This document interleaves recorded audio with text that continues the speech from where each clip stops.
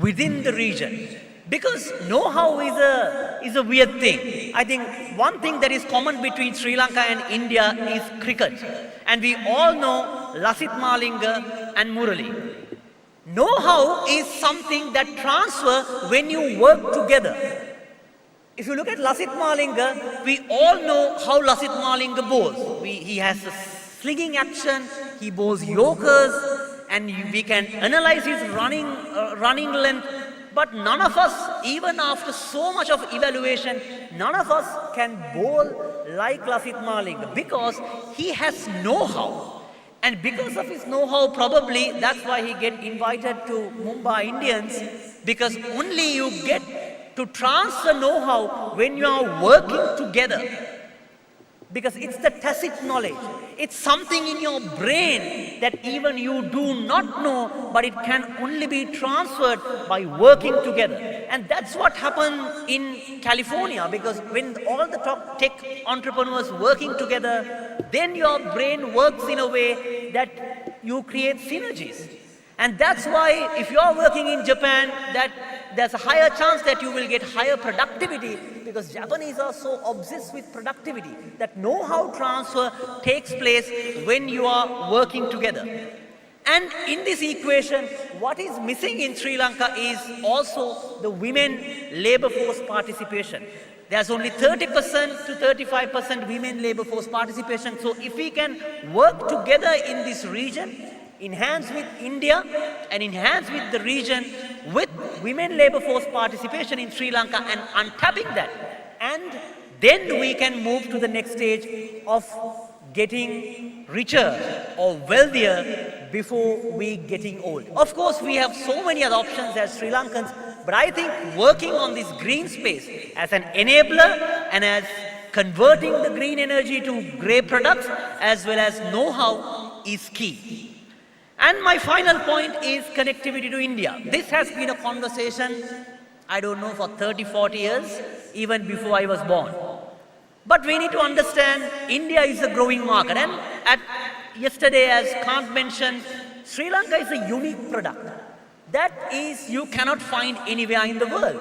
But while we have beautiful beaches, nice mountains, everywhere is greenery, investors do not come for that. They come for investor-conducive environment. So to do that, we have to connect with India, because India is a growing market and they will have 300 million middle class in few years' time. And that's a big market for Sri Lanka, because even if you look at the US entire population, that's 300 million. So you have a market next door, in few kilometers away, which is the size of US with the spending power.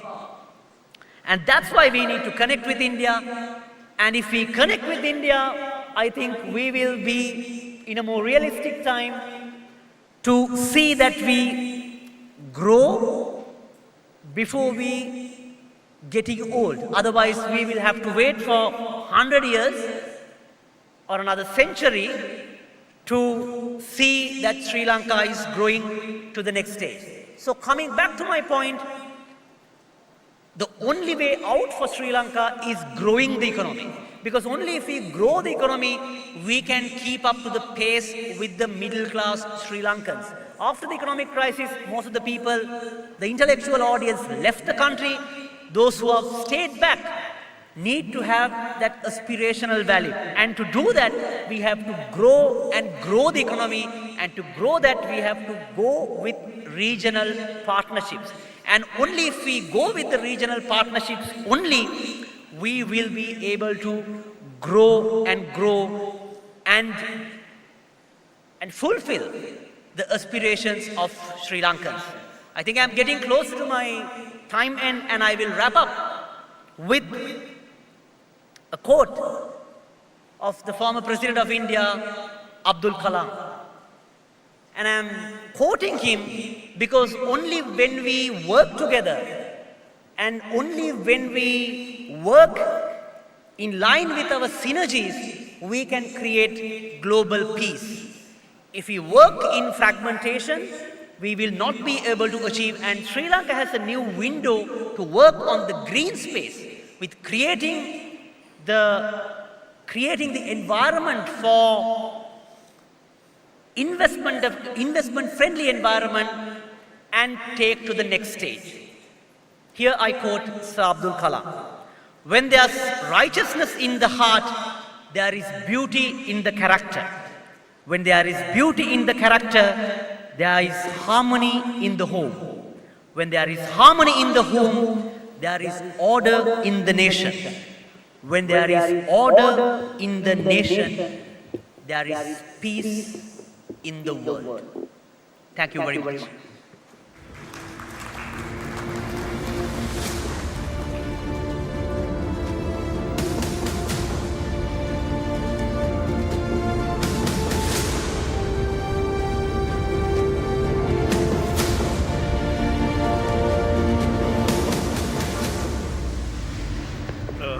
Thank you, Herath, for that speed talk. It's a pleasure to announce the arrival of His Excellency Vijitha Herath, the Minister of Foreign Affairs of Sri Lanka. And to welcome and introduce Minister Herath, we'd like to invite Dr. Samir Saran, President of the Observer Research Foundation, to the stage. Thank you. Good morning and welcome back to the second day of the Innovation Island Summit. I'm sure all of you enjoyed last evening's cultural performances, and of course we promise you some more this evening. So do not disappear after the day is over. We plan to have fun together. But for now, it's my distinct privilege and honor to introduce Honorable Minister Vijitha Herath, Minister of Foreign Affairs of Sri Lanka. In this age that we live in, domestic policy and foreign policy are two sides of the same coin.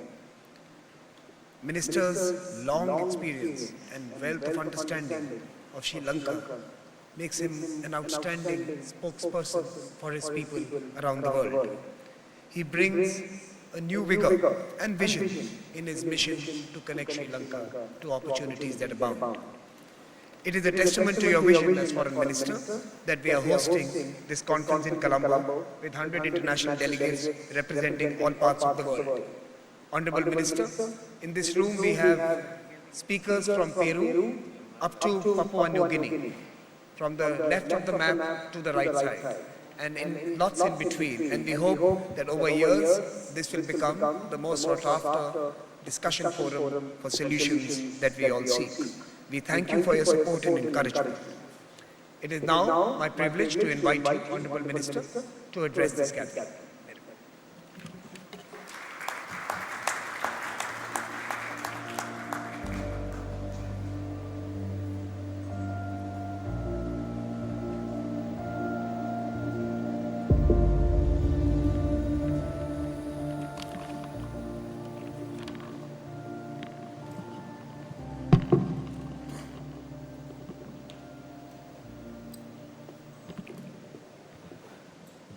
Your Excellency High Commissioner Santosh Jha, Mr. Samir Saran, President Observer Research Foundation, distinguished participants. Let me begin by congratulating the organizers of this forum, namely the Observer Research Foundation, the Indian High Commission in Colombo, and the other partner for bringing us together to explore and discover pathways for advancing the development agenda of island economies through the deliberations at this Innovation Island Summit 2025 in Colombo. I understand that you had some very vibrant and insightful deliberations throughout this two-day period. In 1943, just 5 years before Sri Lanka's independence, the eminent Sri Lankan philosopher Munidasa Kumaratunga was to pronounce, "A country which does not produce new things will not rise." Throughout human history, innovation, creativity, and discovery have been key drivers of human progress. So has it been in the island of Sri Lanka. 2000 years ago, the discovery or innovation of valve, pit or bisocotour for regulating release of water is credited to the ingenuity of the island's people of the time. From there on, by the 1st century AD, a highly sophisticated hydraulic civilization had developed. This singular expertise led to the island's stability, economically and socially at the time. In contemporary times, Sri Lanka is emerging from an unprecedented financial crisis after a sovereign default in April 2022.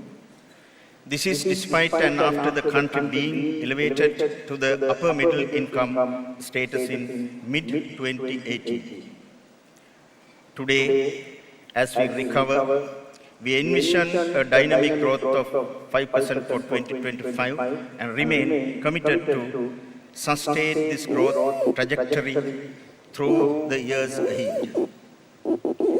As Sri Lanka's National Innovation Agency has identified, 5 critical pillars of science and technology, social innovation, service innovation, defense innovation, and eco-innovation would transform Sri Lanka to an innovation-driven nation. From a policy perspective, and in our renewed approach, Sri Lanka envisions that a thriving digital industry and the creation of an inclusive, robust digital economy will buttress sustainable development of multiple sectors, including agriculture, manufacturing, tourism industry, marine services, etc. A key challenge for inclusivity in applying technology and innovation is connectivity. The infrastructure development in connecting the rural populace to the digitalization process is a crucial aspect which emerging economies need to address. And so is it with Sri Lanka. Here too, both national and international investments can be a catalyst in our progress towards an inclusive digitalized economy.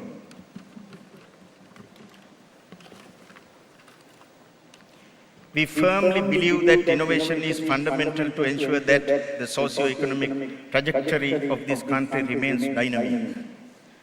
Thus, innovation will remain a key pillar of national competitiveness and resilience. A resilient and dynamic innovation ecosystem will embolden researchers and inventors and ensure that the country remains on a path of sustaining and nurturing its innovative capacities. We continue to progress on a coordinated policy implementation for the provision of digital public services, an AI-driven e-governance platform which will have a multiple positive impact on citizen engagement in governance. In this process, we can look to a future of wider use of blockchain technology to secure land registries, financial transactions, and public procurement to improve accountability and efficiency, thus contributing to the efficiency of governance as a whole. At the heart of the innovation process lies the purposing of resources on research and development. Some may ask, what is the return on the investment on R&D? Clearly, at the first level, it is the acquisition of knowledge itself. The real challenge for countries like Sri Lanka is how do we effectively monetize and make the products marketable in the global scene, leading to real wealth creation. An integral part of this is the intellectual property framework for new innovations.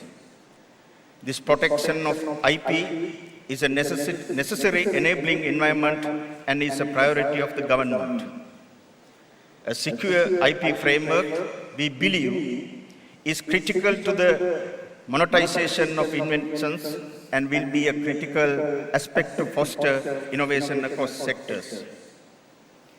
Harnessing talent within the country to take innovation to the next level of value creation is an important policy commitment of the government. The government also recognizes the wealth of knowledge and innovation capacity available with overseas Sri Lankans with whom we plan to launch a program to harness this valuable resource.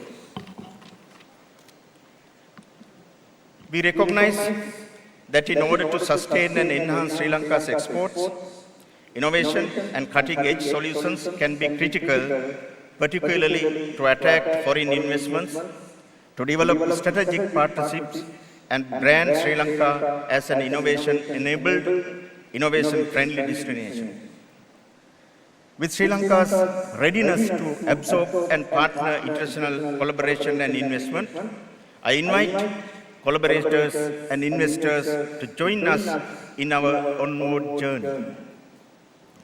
Let me also briefly touch on a few areas such as connectivity and infrastructure, finance and investment, emerging technologies, the blue economy, energy and green initiatives, which are into future collaboration. The age of AI-enabled transport and mobility solutions to optimize signal timing, reduce congestion and improve urban mobility is not too far away. With the initiative to move to electric urban bus transport and integration to the project of IoT, predictive maintenance in the future will contribute towards improving efficiency and reducing carbon emissions. Use of IoT-based infrastructure monitoring to enhance connectivity and disaster response capacity are some of the next generation digital and physical tools that may be useful for Sri Lanka. Use of blockchain for financial inclusion, AI-driven investment platforms, use of emerging technologies in key industries such as agriculture, healthcare, and manufacturing are areas within our reach. Harnessing the opportunities from the blue economy, including in the fisheries, marine-based renewable energy, other energy options such as wave technology, hydrogen technology, batteries and storage solutions, green initiatives such as the circular economy are spaces being created for innovation to advance the development agenda. With a large part of Sri Lanka's population engaged in agriculture, use of smart agriculture will be a key enabler for advancing productivity in this critical sector. In short, strategizing innovation into the country's development mindset would provide an inclusive platform for all segments of the economy to be partners and beneficiaries in the economic progress. I believe that the outcomes of our two-day deliberation will be of singular significance to secure the common aspirations of our people. Let me conclude by reflecting on the words of Harvard Business School Professor Emeritus Theodore Levitt, who said, "Just as energy is the basis of life itself, and ideas are the source of innovation, so is innovation the vital spark of human change, improvement, and progress." Thank you very much. Thank you very much, all of you. Excellency, I'll request you to stay on stage. We have a small memento for you from the Raisina Dialogue team, and I'm just going to request my colleague to join us here. And we hope this will motivate you to join us for the 10th one. These are